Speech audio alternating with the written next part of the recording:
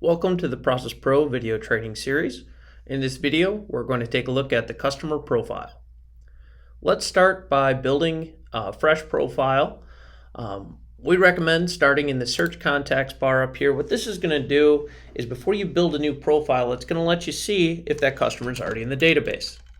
So our default setting here is to go last name, we'll say profile, comma, space, first name. Okay, now if I just search that last name and I hit enter to search, it's going to pull up anybody with the last name. Now if I define that further, hit enter, we're going to search and see that there is nobody in the database that matches that criteria. So when I hit enter on the keyboard, you'll see it up here, enter to create, I'm going to be building a brand new fresh customer profile. The profile will take your search criteria and plug that into the correct portion on the profile. So there's our first name new, last name is profile. From here we can go in and add any additional information I have at this time. I can do a title, Mr. and Mrs., Doctor, whatever it may be. I can do generation, junior, senior. I can add a middle name or middle initial. And as I work through these lines, it's kind of just like filling out any online form. Now there are a couple shortcuts in here. For example, if I go down to zip code and I put in the zip code first and hit enter, it's going to decode out my city, county, and state, saving me some time on those drop downs. Also, when I'm putting in my street address, I want to make sure that I'm capitalizing and typing that in correctly, as these fields, and it goes for anything in the profile, will pull to forms that I print later on or push to any integrations to other systems. So we want to make sure that that looks in the correct case and it looks like we'd want it to print out on any type of worksheet. Now going down here, the next thing we'll see is can contact via. This is basically if a customer does not want to receive phone calls, I can put the little do not symbol over it and I'll get a prompt if I try to log a call for that customer in the future. Same with email. And with any of these black icons here, if I hover over it, you can see the tooltip pop up if I'm not sure what each one of those pictures mean. The communication portion, this is where we're going to add things like cell phone. Now when I type in my phone numbers here, I don't need to add any parentheses or dashes. When I go to the next field, you can see that will format for me. I can also go down and add an email address here, or any additional phone numbers that I might have, like home, work, whatever it may be. And I can use the trash can to delete, plus sign to add. Adding a birth date. Simple format here. You want to make sure that's correct. And again, that will stay formatted for me. I can add a SOC, depending on my security levels, I'll be able to view that. License number, license date, license expiration date. These will typically come over if you're logging using the mobile app, which we'll cover in another video.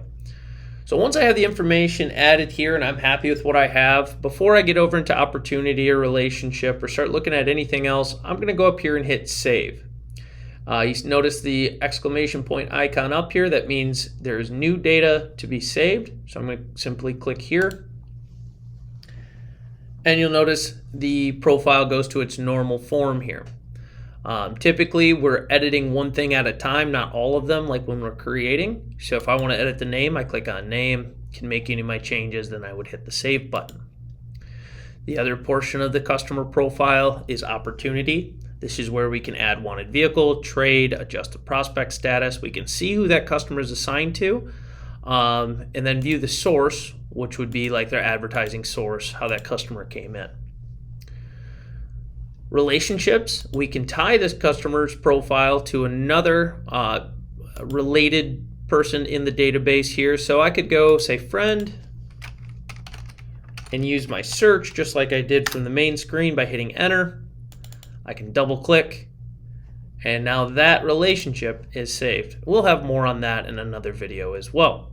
The customer profile is going to contain any information regarding the customer available to the system. So things like contact history, incoming, outgoing calls, We could have what our previous follow-up schedule was under the follow-up tab.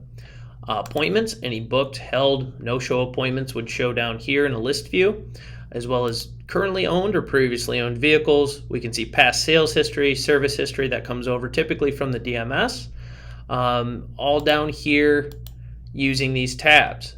So the customer profile, when in doubt, go to the customer's profile. You're going to be able to see any information in the database about that customer. Now let's take a look at the left-hand side menu over here. First of all, you do still have access to your search bar up here. I can search for another profile if need be. If I no longer want to search, I just delete out my criteria and I'm back to the normal view. Over here, I'm going to have different activities depending on my job title and roles. This is completely customizable per user. I'm going to have things under activities like being able to log a contact, add appointment, flag for a follow-up, send an email, send a text message. Again, depending on what my role is and the things I use the most with customers, I'm going to customize my side menu over here. Up at the top of the profile, you'll notice the Activities tab where you can save your profile if you make any changes. Save and close will save anything as well as close this profile window. You can hit print up here to bring up your list of available PDFs. Again, will vary by dealership. You can refresh, clear out all the information, or I can log an incoming visit or phone call from here. If my user has the data cleansing, search for duplicates, I'll have that button at the top as well. Not in showroom up here, if I click this is going to quickly log a visit and it's going to show that customer with an incoming visit logged with today's date and time.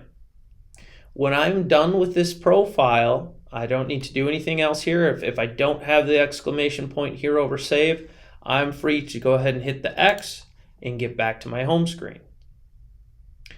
That was a quick overview of the customer profile. Thanks for watching.